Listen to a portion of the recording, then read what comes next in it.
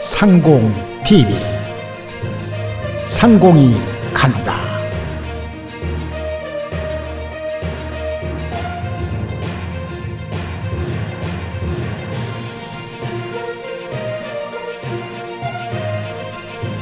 오늘은 이곳 불이람에서 주석하고 계시는 덕조 스님을 만나서 잠깐 덕조 스님을 모시고 따뜻한 이야기를 듣기로 하겠습니다. 스님 오랜만입니다. 반갑습니다. 네, 요즘에 좋은 이야기가 전해지던데요. 무슨 좋은 얘기? 신간이 나오셨다고요. 네, 이번에 얼마 전에 시체강본을 출간했습니다.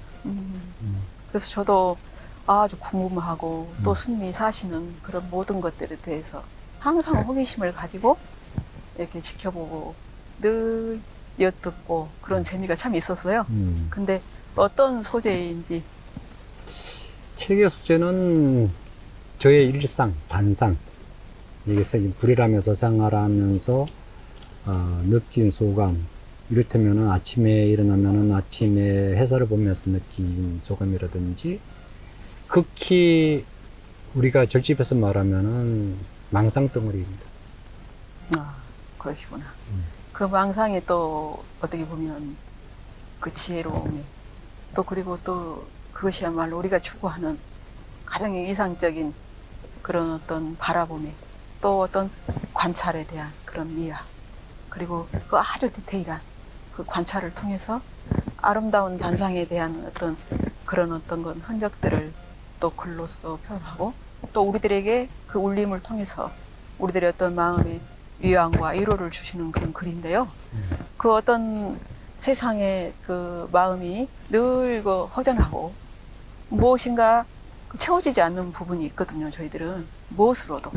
그러나 또 이곳은 어떤 우리 어떤 영혼의 산실 그리고 또 수많은 사람들이 위로받던 또 그 법정 큰 스님께서 이곳에서 거닐고 또 사색하고 또 이 시대의 아픔을 동참하시면서 고뇌하셨던 곳이잖아요.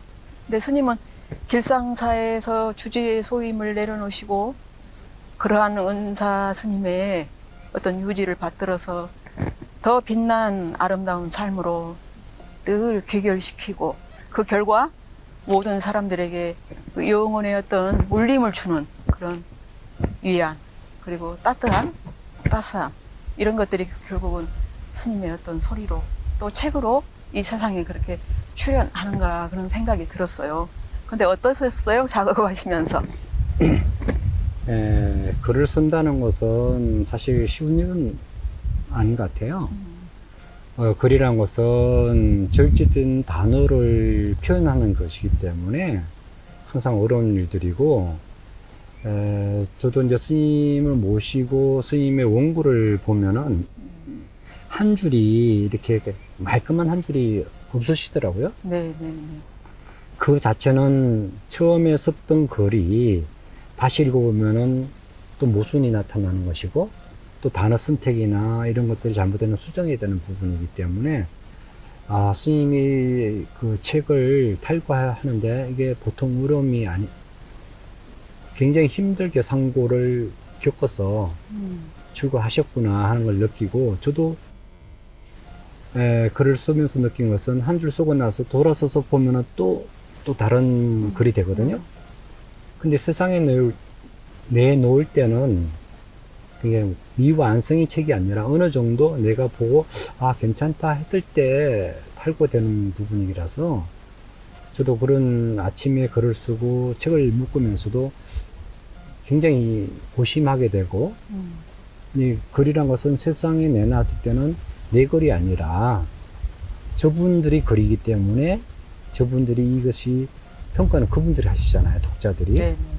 그래서 굉장히 힘든 부분 같아요. 그래서 이제 제가 말씀드리고 싶은 것은 이 글은 그야말로 저 개인의 반상이고 망상이다 그렇게 표현하고 싶은 거예요. 네. 저희 독자들이 어떻게 그 책을 읽으셨으면 하세요? 저는 책을 편집할 때 편집자하고 이런 얘기를 했습니다.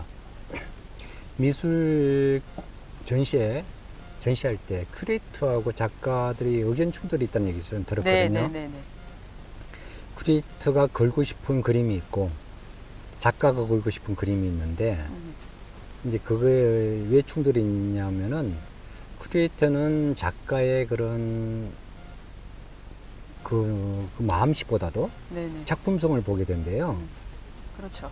그래야 되는데 이제 작가는 어떤 작품에 대해서 애착을 갖게 되면은 이건 꼭 그려야겠다고 이렇게 표현한대요. 네. 왜냐면은 그 작품은 내가 엄청 심리를 기울여서 고생해서 만들었던 작품이기 네, 때문에 애착이죠, 어떻게 보면은. 그렇죠. 작가만 아는. 그렇지. 네. 근데 큐레이터는 작품성으로서는 아니라는 거죠.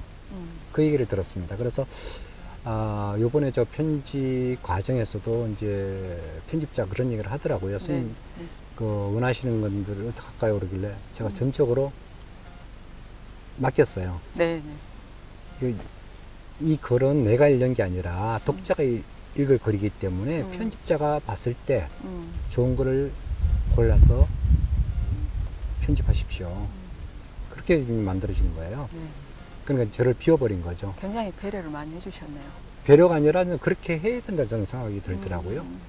왜냐면은 내가 좋다고 해서 독자가 좋다고 하는 보장이 없지 않습니까?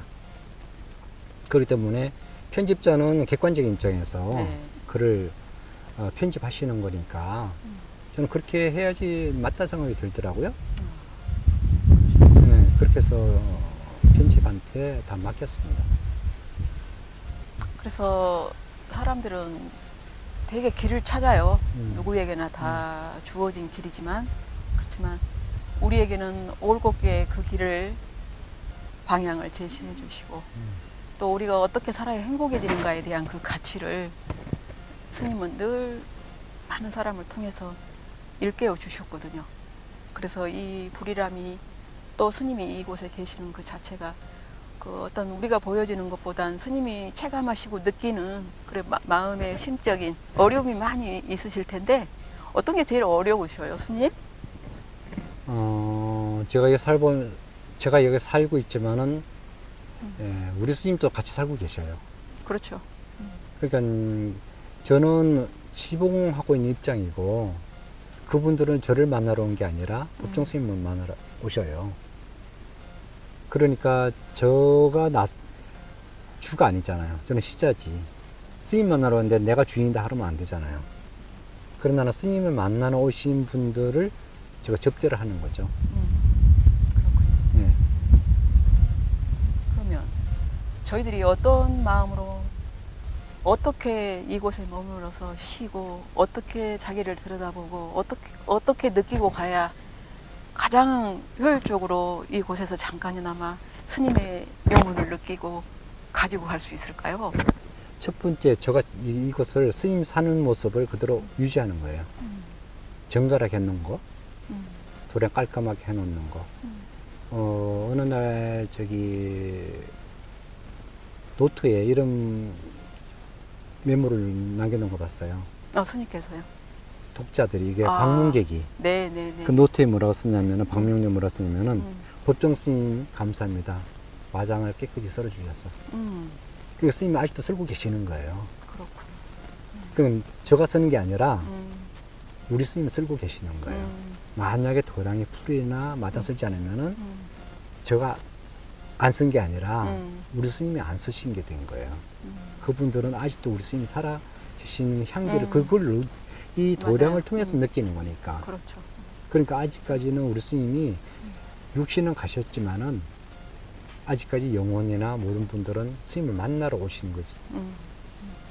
만나러 오시는 거예요. 그럼요. 그렇죠. 그런 분들한테 제가 함부로 할 수가 없는 부분이죠. 만약에 저를 만나러 온다면은 제가 좀 저 의견을 말씀드릴 수 있겠지만은 그렇지 않고 스님을 만나러 오신 분한테는 시자가 이래라 저래라 하면 안 되지 않습니까? 그런 부분이 아직도 우리 스님 살아 계시구나. 그러긴 저는 느끼고 있죠. 그렇죠. 스님이 가장 절실하게 네. 그리고 매일매일 매순간 네. 그걸 체험하는 거죠. 그렇죠. 그죠? 그분들을 통해서 제가 느끼는 거니까. 그래서 그 불이람을 찾는 사람들에게 희망의 메시지 하나 주시죠. 희망의 메시지? 우리 스님께서 항상 하신 말씀이 그거잖아요. 이곳에 와서 좋은 말씀 해달라면은 자연의 소리를 들으라. 다 당신께서 하시는 다 군더더기다. 자연의 아름다운 소리가 가장 메아리가 있는 소리다. 그런 말씀을 하시는 그 얘기가 이 자연 속에서는 우리말은 다 군더더기가 아닌가 싶어요. 그러니까 이곳에 오시면은 저도 이제 묵은하시라고 말씀드리거든요. 떠들지 마시고 묵은하시고 그냥 자연의 소리 듣고 풍경 소리 듣고 앞산 바라보시고 느끼고 가시라고 표현하거든요. 가장 중요한 것은 느끼는 부분인 것 같아요. 네, 금년에 되게 가물었잖아요. 네 엄청 가물었죠. 근데 스님이 계실 때도 늘 이 텃밭은 스님의 관심과 사랑과 애정과 그 모든 걸 듬뿍 받고 시간과 공간을 초월하고 비가 오든 눈이 오든 항상 이곳은 많은 걸 시사하잖아, 이 텃밭이. 근데 오늘 또 이렇게 와 보니까 뭐 하나도 달라진 게 없어요. 너무나 진짜 상추, 케일, 쑥갓 그대로인 것 같아요. 그런 모든 것들이 스님의 이런 정신, 그리고 스님 스스로 그 삶을 온전히 당신 것으로 받아들이고 이곳에서 그 스님과 함께 호흡하는 그런 것들을 제가 느끼거든요. 그게 바라보는 사람은 참 아름다운데 스님 개인적으로 어려움은 어떤 거세요? 글쎄 그것을 저는 업무라 생각하지 않고 스님의 그런 예전에 하셨던 말씀 이 텃밭이 잡초가 많이 가꾸지지 않으면은 이 도량에 사는 수행자가 게으른 수행자다 그런 말씀을 하셨거든요. 저도 그런 만약에 우리가 어떤 집에 갔을 때 현관에 어질러져 있다면은 이 집에는 정리정돈을 안 하시고 사는 집이구나 현관 들어가면서 부터 느끼게 되지 않습니까? 마찬가지로 이곳에 오셔가지고 마당에 풀도 있고 마당도 안 쓸고 잡초가 무성하다면은 그곳에 사는 사람이 어떤 사람인지 말을 안 해도 느낌이 오지 않습니까? 그러니까. 우리 스님께서 사셨던 모습이 저도 좋았고 나도 그렇게 살아야겠다 생각하기 때문에 그 누가 시키고 안 시키고를 떠나서 제가 좋아서 하는 것이고 당연히 그렇게 해야 된다 생각하기 때문에 그에 대한 부담은 전혀 느끼지 않아요. 제가 좋아서 하는 일이니까요. 어려움이 전혀 없으시네요. 없어요. 즐거움으로. 매 순간 삶이 즐거움으로. 즐거움으로. 축복이시네요. 즐거움으로 해요. 그래서 이번에 이 따뜻한 스님의 이런 정서와 삶에서 자기 자신 안에 행복을 발견한 사람들, 그 모든 사람들, 또 찾거나 지금 현재 진행인 모든 사람들에게도 스님의 이 따뜻한 책이 정말 많은 위로와 그리고 자기 삶의 방향을 던지는 그런 중요한 이정표가 됐으면 하는 바람이 있거든요. 스님은 어떠세요? 글쎄요, 저는 욕심을 안 부리려고 그럽니다. 또 배우셨구나. 욕심 부리지 않고 네. 인연 있는 분들이 우리가 이제 어떤 좋은 곳에 가면 참 좋은 것을 느꼈다면은 권하게 되잖아요. 그렇죠. 맛있는 것도 마찬가지고 음악도 마찬가지고 우리가 좋은 것을 나누고 싶잖아요. 네, 그렇죠. 그러면은 그 나눔이 울림이니까 그런 울림으로 점점점 울려지면 되는 것이지 억지로 이것을 좋아 가봐 그런 게 아니라 느껴서 좋으면은 같이 오고 같이 느끼고 같이 공유하는 거 그러면은 더 할 나위 없는 것이 아닐까 싶습니다. 책 이름은 뭐예요? 다시 여행을 시작하는 그대에게. 희망이 생깁니다. 다시라는 의미가 참 좋은 것 같아요. 저는 단어가 참 예쁘거든요. 희망이에요. 다시라는 것은 리셋은 우리가 잘못됐으면 리셋하면 돼요. 그리고 여행이라는 것은 새로운 여정이잖아요. 우리 인생도 여정이고 여행을 통해서 현장 수업하는 거거든요. 그게 가장 중요한 것 같아요. 그대라는 것은 나고 우리 모두가 이거 잘못됐다? 아예 새로운 걸 도전하고 싶다 그러면 다시 시작하면 돼요. 우리 얼마든지 남은 죽을 때까지 새로운 기회는 항상 존재하는 거니까. 어쨌든요, 스님. 저희 이 스님의 어떤 소리에 응답하는 사람들의 그 조그마한 마음들이 모여서 오늘 뭘 이렇게 좀 준비를 했나 봐요. 스님 예. 기대해 보셔요. 감사합니다. 긴 시간 스님 이렇게 모시고 스님이 가꾸신 텃밭에서 이 뭐랄까 스치는 이 바람 음악보다 더 아름답네요. 아주 특히 바람이 아주 시원하고 그리고 좋습니다. 스님의 이로 그리고 스님이 이곳에 늘 계신다는 그 따뜻함이 저에게도 마음 깊이 와닿는 하루였습니다. 오랜 시간 너무 감사드리고요. 저희들 함께 간단하게 스님의 어떤 책 축하드리고 또 스님의 어떤 그런 모든 것들이 세상의 공기처럼 그래서 많은 사람들이 위로받고 스님의 그런 따뜻한 마음이 전달됐으면 해요. 감사합니다. 감사합니다.